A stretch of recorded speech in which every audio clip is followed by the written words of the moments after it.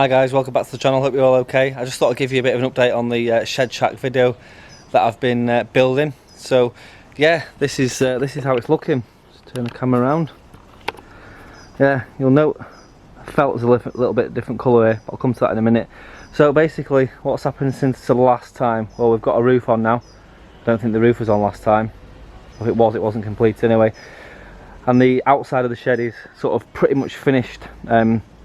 What I've done is the roof's been cladded with heavy duty roofing felt, so there's 15-year life span on that, so it's all sealed. And then the sides, what I've done, because I'm not going to clad it in wood straight away, I'm going to do that sort of in a couple of months when basically all the cost comes down on wooden cladding. So what I've done is I've just used this 5-year lifespan roofing felt for now. So it's shed roofing felt, and it's durable, so there's a breathable membrane under there, and we've got the shed roofing felt on the top, and that's just going to keep it perfectly sealed and weatherproofed until I get round to putting some wooden cladding on it. We've got a window in the side, as you can see. So yeah, it doesn't look looks like a nuclear bunker at the moment, but as I say, once we get some wooden cladding on there, it's going to look better. The door, we've still got the glass in the door, but this is going to be coming out. And then if we have a look inside, you can see we've got the breathable membrane there.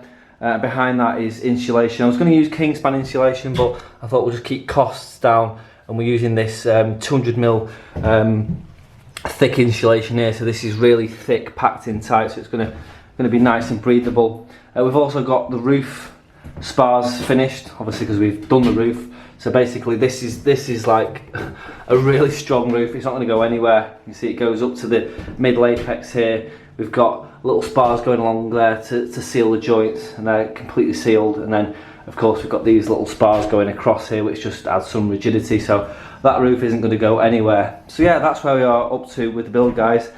I do need to finish off the insulation here, but for those who well, for anyone really knows how hot the weather is lately, so it's just not been good conditions for insulating. I certainly don't want to stand in here for a couple of hours insulating all this and then doing the membrane in this sort of heat, because it is quite warm in here at the moment, obviously in the middle of summer. It's like 29 degrees today, so really hot. So what's left to do? So on the outside, as I say, we've got the wooden cladding, and I've got some trim to go around the bottom of the shed. I don't like calling it a shed because it's like a mansion. But we've got some wooden trim to go around there just to keep everything sealed and looking nice, and then eventually it will be clad in wood on the outside. On the inside, the plan is we're going to get some electrics put in this, hopefully this week or next week. So it's going to be off the ring main in the house, so there'll be like a box probably over there behind the door, and we're basically going to have electric power in here, which will be good. Then we'll finish off all the insulation. So once all the walls, ceiling are all insulated, wiring's all fed in for lighting and for mains electric, what we'll then do is plasterboard everything. So we'll have on the outside, we've got the layer of cladding, we've got a breathable membrane, we've also got this OSB. Sorry, the membrane's on the inside, we've got this OSB, and then we'll have plasterboard over it, and then that's just going to be all filled. I'm not going to plaster it because, as I say in the other part, buildings and sheds like this, if they're plastered, they do move over time. You know, wood changes shape, expands, contracts. I don't want to be forever filling in cracks in plaster, so I'm just going to plasterboard this, fill in the joints and just emulsion it white, and that'll be more than enough.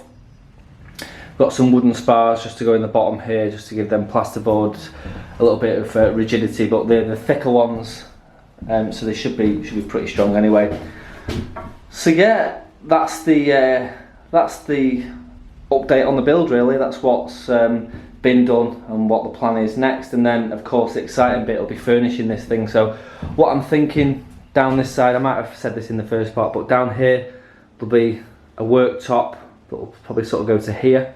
So it'll be a 13-foot worktop along there with wooden legs, stainless steel legs just holding it up, and that'll be fixed to the wall, and that'll be sort of where I'll have a computer and just all sorts of bits of stuff, like a solder station set up, radio charging station, all that sort of stuff, and a couple of chairs. in here, I'm not sure what I'm going to put in here. I'm thinking of maybe like a chair or like some sort of small sofa type thing, but I'm not quite decided. And then along the back, I've got this, well, I'm going to get this shelving unit. I'll put a picture in if I can, that'll go across the back here. And then down here, there's going to be like bookshelves, which will display all like handheld radios and stuff. And then sort of along here is going to be the desk that you see in the backdrops on my other videos. That's going to be there. So sort of like the camera will be here, backdrop across there, and I'll be sort of sat here filming videos. So it should be pretty good. I'm really excited. And then along here, so like along here, it will be like plasterboarded.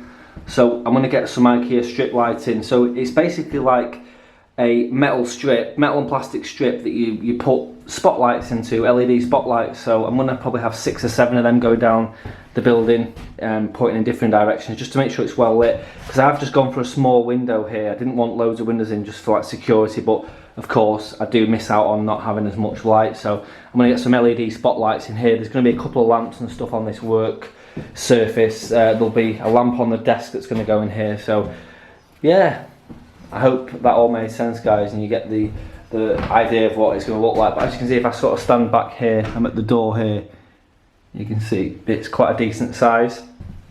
And this isn't a wide angle lens either, so yeah, it's nearly 17 feet from back to front and just over 8 feet wide, so yeah, should be pretty good.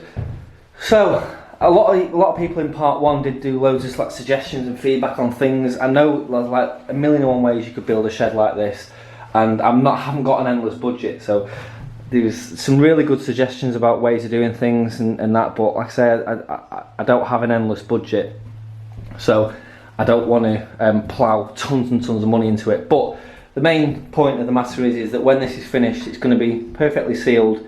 It's going to be able to breathe as well, and it's going to have a dehumidifier in here, mains electric and stuff, so it's going to be quite warm, quite well protected from the elements. You know, I don't envisage any damp coming in with how it's going to be when it's done, but you know, if that happens, then I'll cross that bridge when it comes to it. I know people who have got sheds with loads of radio equipment, computers and stuff that aren't even insulated, and you know, the moisture and damp doesn't get in and everything's fine. So I think this is going to be well protected enough, and yeah, this will be at Ringway Manchester HQ, guys. So I probably should point out as well, this has been left like a month exposed to the elements. So even before the roof was felted and even sealed, it absolutely hammered it down for a full day. And I walked in and there was just probably a thimble's worth of water on the floor here. So I was quite impressed with that, guys. So that's a promising start. But as you can see, in all these little joiners, it's just filled with sealant, so everything's like really well sealed, and sort of all behind here is all sealed. So yeah, I don't think the elements are going to get into this thing. I'm pretty confident in that. Oh yeah, flooring wise as well, what we're going to do is we're going to put some underlay down, and I'm going to carpet this. So when we moved, for those who follow this channel, we moved into the house about 7 months ago, and in the lounge was a brand new chocolate brown carpet, quite a nice carpet in chocolate brown, and we took it up because we didn't want that colour in the lounge. So that's been in the loft, so it's brand new, so that's going to come in here. I did want to laminate floor it, but I think like you can hear it's quite echoey, and for filming videos I don't want like loads of echoes with having laminate floor and plasterboard walls. So I'm just thinking if I carpet the floor, it's going to combat the echoiness a little bit. So yeah, but we'll just see how that goes for the acoustic side of things. But I have got that microphone that sits on my desk anyway, so that should sort of help combat the rest. I'll leave that one there. It was just a quick update because I know a lot of people have been asking for an update on this, but yeah, with the weather's been really hot, and then we had a period of rain, and obviously I work full time as well, so it's not been easy. I think this whole build so far has probably took me around 5 full days of work, which isn't bad really, is it? Considering where we are with it. All the floors insulated underneath as well. There was Kingspan insulation under there, so that's nice and well protected, and it's sandwiched between 2 layers of OSB, and it's off the floor as well by about 5 inches. So yeah, that's well protected. But yeah, it's took me sort of like, I'd say probably 4.5, 5 days to get this far. So just another couple of days work on it. I think insulation probably take me a couple of hours to do. The wiring will take a couple of hours. Plasterboarding will probably take a full day. paint it, a couple of hours. So yeah, we're getting there, guys. But like I say, this is sort of the second of many updates on this shed. I'm definitely going to be doing some more updates for you as we get it furnished and get moved in and set up. So yeah, exciting stuff, guys. Anyway, I've waffled on for like nearly 9 minutes now, so I'll leave that one there. I'll say 7:3 for now, and we'll catch you in the next one. Thanks for watching. Cheers.